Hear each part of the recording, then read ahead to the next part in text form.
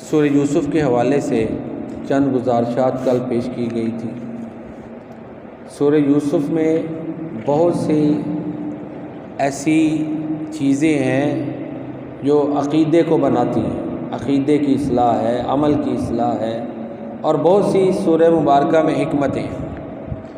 کچھ کل بیان ہوئی تھیں، کچھ انشاءاللہ آج کے درس قرآن میں بیان ہوگی۔ 13ویں پارے کا جو آغاز ہے وہ آغاز ہی اللہ تعالیٰ اس سے کرتے ہیں کہ جب یوسف علیہ السلام بے گناہ ثابت ہو گئے تو ظاہرہ معاشرے میں اب ان کی تعریفیں شروع ہو گئیں کہ یہ واقعی بے گناہ ہے، پارسا ہے، نیک ہے۔ تو ان کا ایک جو معاشرے میں کہہ لیں ان کی جو ایک ریپو تھی، ایک شہرت تھی، وہ اچھی ہو گئی، قابل تعریف ہو گئی۔ تو اس وقت پھر یوسف علیہ السلام نے ایک جملہ کہا، اللہ نے قرآن بنا دیا، وما ابرئ نفسی، میں اپنے نفس کو بری نہیں قرار دیتا، ان النفس لامارۃ بالسوء الا ما رحم ربی، یہ نفس جو ہے یہ تو برائی کا حکم دیتا ہے، ہاں جس پہ میرے رب کا رحم ہو جائے۔ اشارہ یہ دیا کہ اگر زلیخا وہ جو خاتون تھی عزیز مصر کی بیوی، اس کا جو فتنہ تھا اس سے یوسف علیہ السلام بچے تو یہ اللہ کا فضل ہے، اللہ کی رحمت ہے۔ تو یہ ایک تعلیمات مل گئی کہ کوئی کسی سے اچھا کام ہو جائے، کوئی برائی سے بچ جائے، ظلم سے بچ جائے، نیکی کر لے تو یہ اس پر اللہ تعالیٰ کی رحمت ہے۔ وہ اپنی تعریفیں کرنے کی بجائے اللہ کی تعریفیں کرے۔ ایک بہت بڑا سبق سورہ یوسف میں یہ بھی ہے کہ اللہ تعالیٰ نے جو کام کرنا ہوتا ہے اس کے لیے حالات بھی پیدا کر دیتے ہیں۔ اب دیکھیں نا، یوسف علیہ السلام کو جو بھائی تھا اسے اللہ تعالیٰ نے یوسف علیہ السلام کے پاس ٹھہرانا تھا، تو جب پیالہ جو اس کے پاس سے نکلا انہوں نے اس کے کجاوے میں رکھ دیا تھا نا، تو انہیں تو پتہ ہی نہیں تھا۔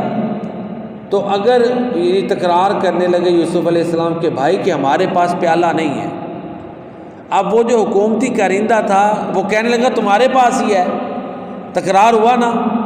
تو یہ کہتے ہیں اگر تمہارے پاس نکل آئے یوسف علیہ السلام کے بھائیوں سے، وہ جو حکومتی کارندہ تھا وہ کہنے لگا اگر پیالہ تمہارے پاس نکل آئے تو پھر کیا سزا ہے، ہوتا ہے نا، طے ہو جاتا کیا سزا ہے۔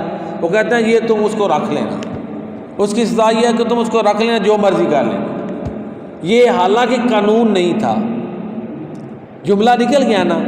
تو اللہ نے بنیامین علیہ السلام کو حضرت یوسف علیہ السلام کے پاس ٹھہرانے کے لیے ایک ترکیب جو ہے نا وہ نکالی، پیدا ہو گئی۔ تو اللہ فرماتے ہیں کذالک کدنا لیوسف، ہم نے اس طرح یوسف علیہ السلام کے لیے راستے ہموار کر دیے، اور وہ اس کے قانون کے مطابق ان کو پکڑ نہیں سکتے تھے۔ ما کان لیأخذ اخاہ فی دین الملک الا ان یشاء اللہ۔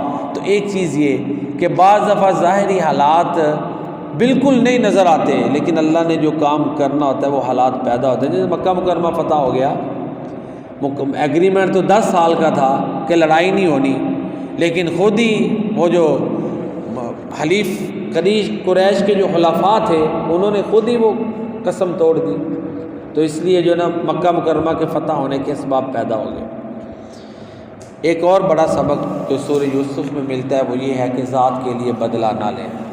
یوسف علیہ السلام نے جب ان کے بھائی ان کے پاس بے بس ہو کر آ گئے اور انہیں پتہ چل گیا کہ یہ تو یوسف ہی ہیں اور وہ صاحب اقتدار تھے، بدلہ لے سکتے تھے، لیکن یوسف علیہ السلام نے انہیں معاف کر دیا۔ تو ایک یہ جو ہے نا ایک اس کا یہ سبق ہے کہ غلبہ ہوتے ہوئے بھی مخالف کو معاف کر دینا۔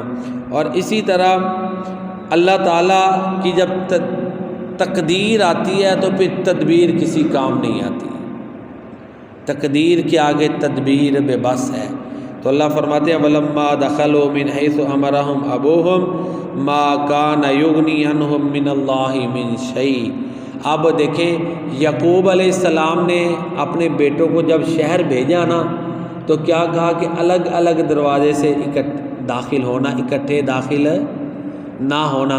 تو اللہ فرماتے ہیں یعقوب بڑے علم والے تھے، انہوں نے یہ ترکیب کی، لیکن یہ ترکیب جب اللہ کا حکم آ جائے تو پھر کسی کارآمد نہیں ہو سکتی تھی۔ ساتھ یعقوب علیہ السلام کی اللہ نے تعریفیں بھی کی ہیں ادھر کہ نبی تھے نا، تو جو ہے نا تقدیر وہ تدبیر پر غالب آتے. یہ ایک بڑا مضمون ہے سورہ یوسف کا. پھر سورہ یوسف میں اللہ فرماتے ہیں کہ اکثر لوگ اللہ کو مانتے ہیں لیکن ساتھ شرک بھی کرتے ہیں. وما یؤمن اکثرهم باللہ الا وهم مشرکون. اکثر لوگ اللہ کو مانتے ہوئے جو ہیں مان کر شرک کرتے ہیں. اور اسی طرح یہ بھی کہ جو بغیر اسباب کے چیزوں کا علم ہے صرف اللہ کے پاس ہے. یوسف علیہ السلام کنویں میں گرے, یعقوب علیہ السلام روتے رہے لیکن پتہ نہیں بیٹا کدھر ہے, نہیں نہ پتہ. اگر پتہ ہوتا تو یہ حالات نہ ہوتے, نہ یوسف علیہ السلام کو ایسا موقع ملا کہ باپ کو مل کے کہہ دیتے. پھر جب اللہ نے پتہ چلوایا تو وہ ابھی چلے ہی تھے تو یعقوب علیہ السلام کہنے لگے کہ مجھے یوسف کی خوشبو آ رہی ہے, اتنا عرصہ پہلے نہیں آئی. تو اللہ کی طاقت ہے. تو غیب کا علم صرف اللہ کے پاس ہے. جب چاہے نبیوں پہ ظاہر کرے, جب چاہے نہ ظاہر کرے, اس کو خفیہ رکھے.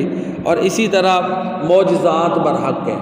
سورہ یوسف سے یہ بھی مضمون ثابت ہوتا ہے کہ یوسف علیہ السلام کی قمیض جب انہوں نے دے کے بھیجا تھا تو ادھر یعقوب علیہ السلام کو خوشبو آ گئی تھی کہ یوسف علیہ السلام. اور وہ کہتے بھی تھے کہ تم کہو گے بابا جی شاید زیادہ بڑھاپے کی وجہ سے ایسی باتیں کرتے. قرآن میں تو یوسف علیہ السلام کی خوشبو اللہ نے, اور اسی طرح کرتا جب آنکھوں پہ لگایا تو شفا ہو گئی. تو یہ معجزات پر حق ہے.